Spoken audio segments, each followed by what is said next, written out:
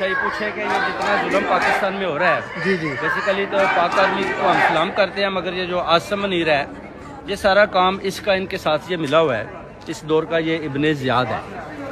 میری بات سمجھ رہے ہیں آپ؟ ادھر کیوں گھما دیا آپ نے؟ ہاں؟ ادھر کیوں گھما دیا؟ نہیں میں ادھر بھی ساتھ ساتھ سارا کور کر رہا ہوں۔ یہ ابن زیاد ہے، سفیان بھائی گھبرائیں نہیں، نہیں، سید ہے جی، انشاءاللہ۔ یہ سید بھی نہیں ہے، جیسے ہی نواز شریف نے ٹویٹ کیا تھا مجھے پتا چل گیا کہ یہ آدمی جو ہے نا یہ 2 نمبری ہے۔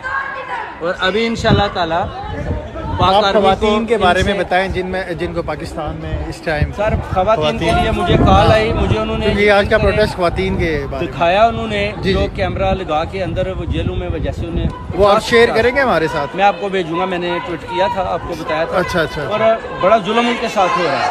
آپ دیکھیں آصف نواز جنجوعہ سابق چیف آرمی اسٹاف، اس کی نواسی کے ساتھ انہوں نے جو اس تو کے جن ساتھ- لوگوں نے اگر قانون توڑا ہے پاکستان میں جی، تو ان کو قرار واقعی سزا ملنی چاہیے۔ نہیں ادھر قانون